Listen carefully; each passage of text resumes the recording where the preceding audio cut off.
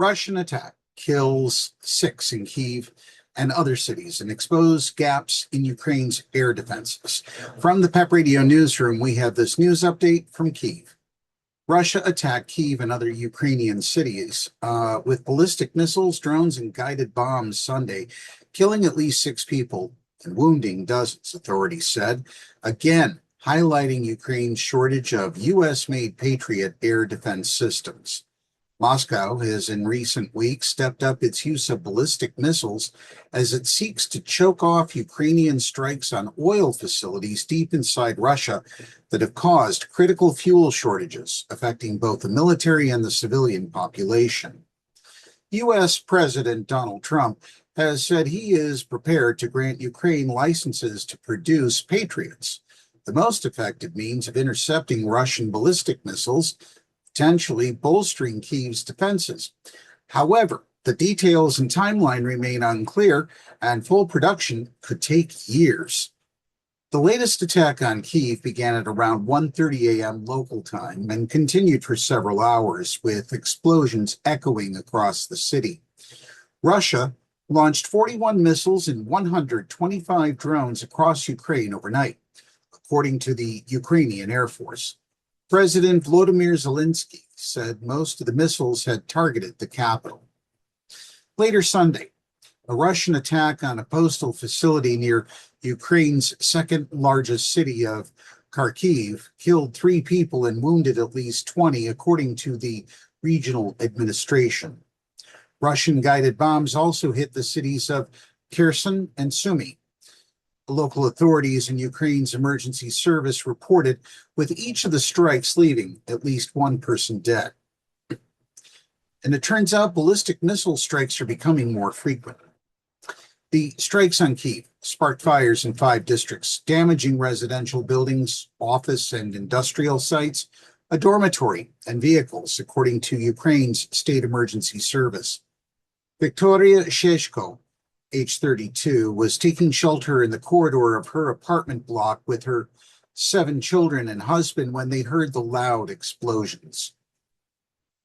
When the alarm started, we checked that there were ballistics, then went into the corridor. Then it started exploding, 1 missile after another, she said. The strain of constant bombardment is very difficult psychologically, she said. It used to be once a week or even more rarely, but now, if not every day, then every other day. Rescuers pulled 4 people from a burning home in the let me see if I've got this right, Sviatoshiniski district, while in the Shevchensky district. Then they rushed to save residents from a 3-story building on fire. 1 person was found dead. Firefighters also responded to blazes in other districts. Russia's defense ministry claimed the attack on Kyiv targeted sites linked to the Ukrainian military, including plants producing Flamingo drones and parts for Neptune-guided missiles, as well as a postal terminal used for storing dual-use goods and assembling drones, robotic systems, and electronic warfare equipment. Well, oil tankers hit at key terminal off the Russia coast. Separately, a strike on 2 oil tankers at the Caspian Pipeline Consortium, or CPC, terminal off of Russia's Black Sea, halted oil loadings at the site, the CPC said Sunday. The attack on the Asia and Nisos tankers in the port of Novorossiysk sparked a fire aboard the Asia, which was extinguished. The company did not say who was responsible for the attack. It added that there were no casualties or oil spills, and the tankers, sailing under the flags of Liberia and the Marshall Islands, respectively, remained afloat. Both Russia and Ukraine have sharply ramped up strikes on ships in the Black and Azov Seas over the past week. Ukraine's strikes on oil tankers there are part of its efforts to cut fuel supplies to the Crimean Peninsula, which Russia illegally annexed in 2014. Kyiv also says it targets Russia's so-called shadow fleet, which ships oil in violation of international sanctions over the Kremlin's invasion of its neighbor.